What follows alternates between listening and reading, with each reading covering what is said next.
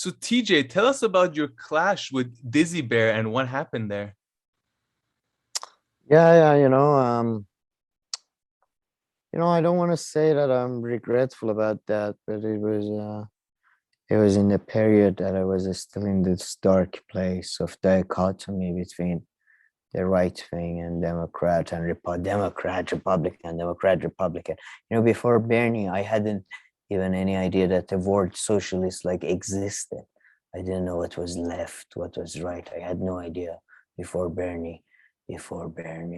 And then, I was in that dark place, and Dizzy Bear was in Dizzy Bear, to be fair, I'm not regretful of what I did. I still acted out of principle, but he was ahead of us on many things. He was ahead of me. He was ahead of 40 Blows. He was ahead of Christ of Alexandria, Hovakshetra of Babylon, the Joker of the Sargon, the DJ of the Yemen. He was ahead of all of that. But we don't treat people who are ahead sometimes well. And me and Cult of Mapleist, Shoe on Head, these are good examples. We were not ahead, and now in retrospect, I regret. And I didn't know what politics meant 4 years ago. What I feel like I still feel like I need to go on YouTube and stuff and talk about it, even though I made this video a couple of years ago, and I feel like that video, that was so powerful. Content can be so powerful, SJWs got taken over by right-wing content.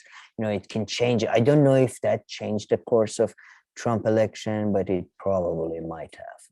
I don't want to say anything, but it probably might have changed. My video might have changed, and that really put a burden on me. I'm not that conceited to think my video changed the whole thing, but maybe I am. So maybe I am, But yeah, the Dizzy Bear, all of these guys, 40 Blows, Jiminy Cricket, Christ of Alexandria, Hovakshetra of Babylon. They were right, and I was wrong and all that.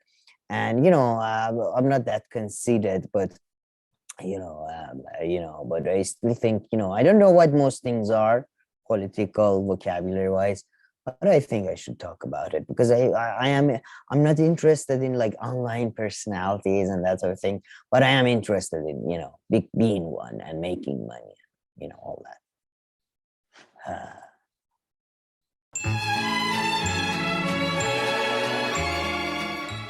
Mike, do you feel that we are actually regressing and that Fox News media is influencing people?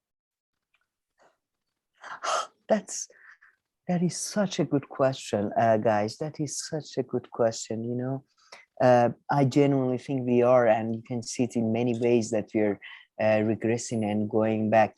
I have to be careful talking about trans issues and trans people, because as a gay man, I have gay privilege, and gay privilege, it means that I'm experiencing a whole different life. I'm experiencing a whole different universe. It's a whole different thing. I cannot possibly potentially just have a feeling. So no, I do think that you're right. We are regressing, sadly. And I'm reminded as a gay man in earlier years in my life, that when we had gay issues in my family, people, Fox News, you're so right, they trick people. They use the same words that, for example, people think are not related to. They say groomer.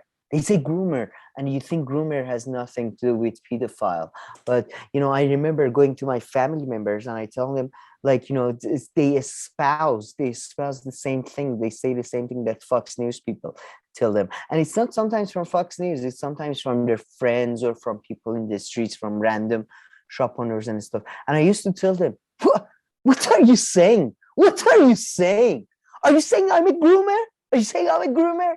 And they were like, some of the nicest people in my family. And they were like, no, man, we're not saying you're a groomer. We're saying some people in schools could be a groomer. And I would say to them, what are you saying? What are you saying? Are you saying that if somebody comes close to my nephews and nieces, I'll fucking kill them? I'll fucking kill them. I'll fucking kill them. And you calling me a groomer? And they were like, no, man, we're not talking about you. And I was like, What are you saying? And then I take them to the back room. I had I don't know if you've seen Clockwork Orange type situation. I open up I tape their eyes open, or their eyelids open, and I force brainwash them till they fall off these type of views, you know, because that's the only way you can, you know, react against the Fox News people, because that's what happens. It goes into people's brain, and, you know, it just, what do you say? It just nests there. It just nests there. So you have to do this. And you know what I hate? You know who I hate? It's the gay or the trans people that play into the right wing, you know? Like, I think the most effective are those, you know? It's just because that's the only logic. Like, I don't know if how your brain works, but if somebody, for example, is related to a Black person, I take their word more than an expert on Black issues. Or if somebody is related to a Middle Easterner, for example, you know, it's so insidious. My sister, for example, can go and tell people, I know about this issue because I have a gay brother. But this is the same thing. The highly effective agents on the right wing, like Dave Rubin, do. I mean, they are so effective. I am sure they are turning minds right and left, because it's so effective when a gay man comes out against gay people or against trans people. You know, it's so effective. Dave Rubin, one of the great orators, one of the, like, people hear him and they're convinced. Just Dave Rubin, he's not at all a symbol of stupidity and just empty-headedness. He's not an airhead at all. Doesn't come across, you know. So it's you know, that's how I make my brain up. I just make do you know about the 7 degrees of Kevin Bacon? It's just like how far somebody's, like, if somebody's, for example, I don't go to Iranian experts or Japanese experts. I go to a Japanese guy or Iranian guy. They are the best. So, you know, those are the people I hate the most in that environment. Sorry, I rambled off again. Right on, brother. Right on, brother.